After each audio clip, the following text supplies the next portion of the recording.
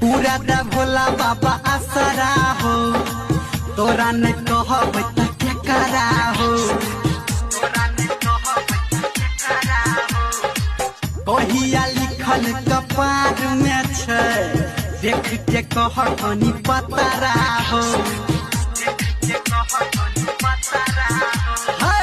करन देरी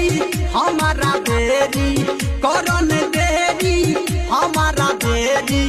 कर दे काम हमर छोटा से शादी कराई दे लगन लगाई दे जल चढ़े बतोरा लोटा से।